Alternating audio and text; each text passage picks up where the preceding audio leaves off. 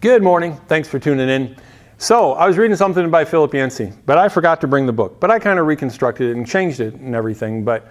So, faith.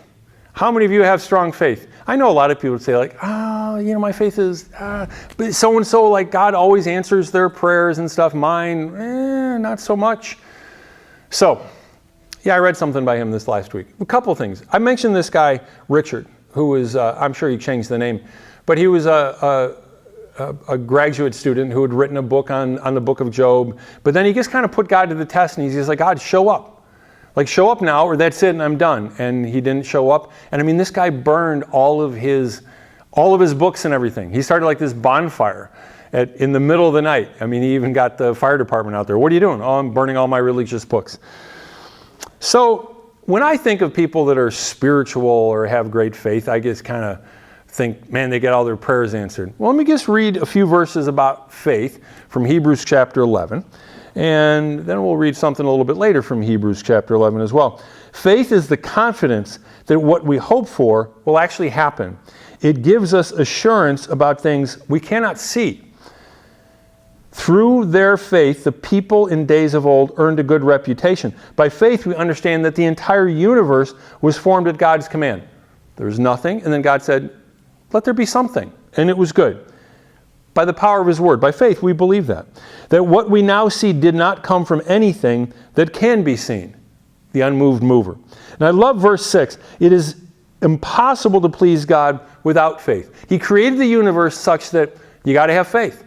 There's always going to be a reason. There's always going to be an excuse. Oh, I don't believe in God because this person did this. I don't believe in God because that happened.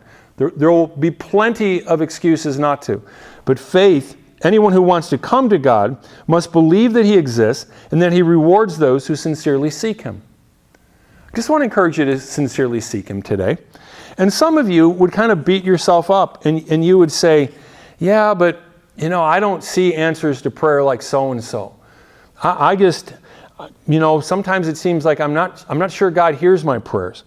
So I want to share something later in Hebrews chapter 11. It tells the story of all these heroes of the faith. Okay?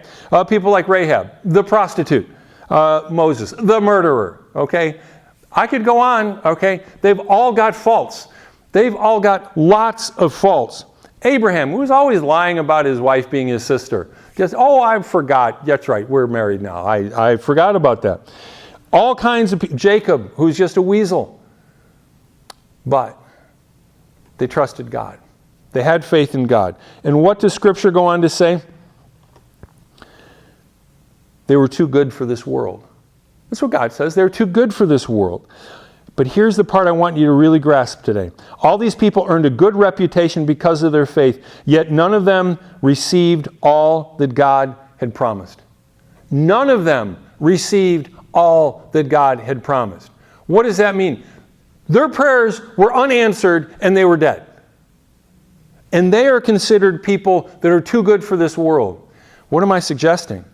That it's not necessarily answered prayer, it's the prayers that aren't answered and that we continue to soldier on. We continue to move forward knowing God has heard, even though I don't see it. I can't see it with my eyes. It pleases God when we grab a hold of Him and say, I believe even though I see nothing happening. That is pleasing to God. So maybe that person is more spiritual than the person who seems to always get the parking place.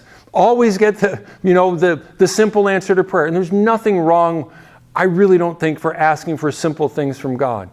But just today, because you feel like maybe God isn't answering your prayers, friend, your prayers are greater than your lifetime.